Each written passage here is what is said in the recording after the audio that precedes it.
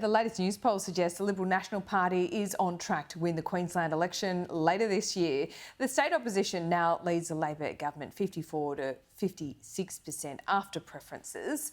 That's an increase of 8 points since the 2020 election. But the real litmus test comes tomorrow when Inala and Ipswich West voters head to the polls for separate by-elections. Joining me now is the Queensland Opposition leader, David Crisafulli. David, great to see you. I think Labor's still expected to win these, but what percentage swing would you regard as a win here?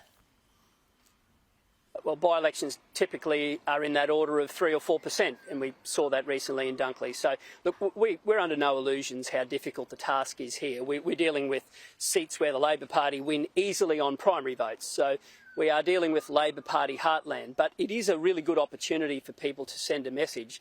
And we've spent a bit of time here, and I can tell you overwhelmingly people are not happy with the direction of the state government. And they can't change the government, but boy, oh boy, can they send a message. And we're looking forward to giving them that opportunity. We've named 2 good quality candidates, and we really want them to send that message back to Brisbane in a very, very strong way. What about this latest news poll? Do you think it's right? They're not the numbers that drive me, Laura, and I've been consistent about that throughout my time as opposition leader, and I'll tell you why. Let me tell you the numbers that are front and centre of Queenslanders' minds. 43, that's the percentage of ambulance ramping in this state at the moment. That's the worst in the country and getting worse. 43,074, that's the number of people on the social housing waiting list. 20, that's the percentage of repeat hardcore youth offenders, and it's doubled under this government. And 19.9, that is the electricity price rise in the last 12 months, 3 times the national average. They're the issues that Queenslanders are focused on. Youth crime, health, housing, cost of living. And my focus won't change. I'm not driven by the polling numbers. I'm driven by putting forward an alternate vision for this state. Well, what are you going to fix? What are your KPIs in your first term if you win? Well, within 100 days, Queenslanders will see what's happening in their hospitals, and I'm determined to make sure that doctors and nurses are put back in charge. When it comes to the youth crime crisis, we are going to rewrite the Youth Justice Act, and we're going to remove detention as a last resort, and that's going to happen immediately. On electricity, I commit to Queenslanders that we'll have a maintenance guarantee to keep the lights on. At the moment, it's been over 1,000 days since the Callide coal-fired power plant has been offline, and the government has missed 7 deadlines to bring it back on, and they won't tell us what went wrong.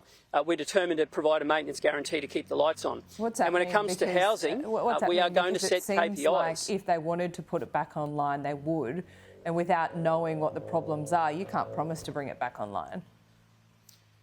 I can promise to make sure that the money goes to the front line, and instead of becoming cash cows, what we're seeing at the moment for power generators in this state. And I'm determined to make sure that there is a future for those power plants, and I'm determined to make sure that electricity is affordable, reliable and sustainable. And the final one is on housing, where for the last 9 years, year on year, we've had a reduction in the number of lots. Well, that's locked young people out of the great Australian dream of owning their own home. Queensland's home ownership rate is 64%, which is the lowest in the country. I want to deliver social housing and make sure there's targets that we can hold our ministers accountable. And when it comes to the community housing sector, we're the only state where numbers have gone backwards in the last 9 years, and I'm determined to welcome the community housing sector back to Queensland. That's the right priorities for Queensland's future, and the state government, on the other hand, they're just obsessed with re-election. It's all about self-preservation, and we're charting an alternate course for a magnificent state with a bright future. What about immigration? Would you push the federal government to do something about that? I always stay in my own lane, Laura. I don't give advice to other levels of government. I deal with the cards we've got, and my focus in Queensland is youth crime, health, housing and cost of living. What happens in Canberra is a matter for the federal government. Pressure on housing is migration. I would say a massive pressure point on housing is the fact that we've had bad state governments that haven't planned for growth. And I don't fear a growing society. Growth enables your kids to have a job and for you to have a future. I don't fear growth. I fear really bad state governments that don't plan for it. And when I see them cramming people into areas and they don't put the infrastructure ahead of the game, and I'm talking about social, I'm talking about health, I'm talking about infrastructure, that's the issue. And I'm determined to make sure that in our planning schemes, I want it to run side by side with an infrastructure delivery scheme. That's important to me. I want everyone around the table. And we talk about generational infrastructure. Well, the way to do that is to get all levels of government around the table and to have a vision where we can grow, but it's got to be growth on our terms. People want to be in Queensland because it's the best state and it's a great lifestyle. But that lifestyle gets compromised if you don't plan for growth. And we are living that because of a very bad state government consumed by their own chaos and crisis. Yep, and what is also something that affects that lifestyle that you talk about is the revenue that you get from the federal government to spend on the things you want in Queensland. We've had Chris Minns in New South Wales talking about the carve-up of the GST, and he says it's not fair at the moment, the way it's carved up. It should be on a per capita basis. Do you agree? Well, I'll say one thing about Chris Minns. At least he's having a crack for his state. Our state premier, we've been shortchanged nearly $400 million, and I haven't heard boo. Last night he was commenting about the rugby league game and sending a message to Albo because the Rabbits lost to the Broncos.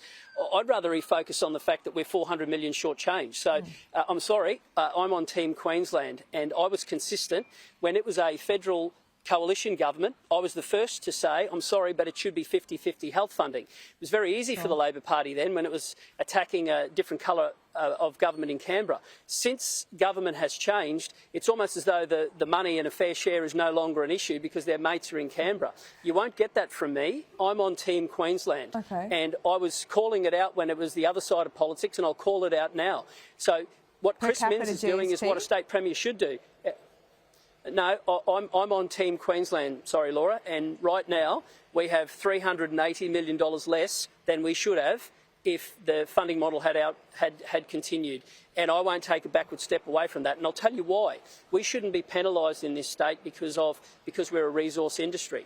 We shouldn't be penalised in this state because we punch above our weight, and we shouldn't be penalised because we've got a very bad state government that won't stick up to their mates in Canberra. All right, David Crisafulli, we'll speak to you soon. Thanks, Laura. All the best.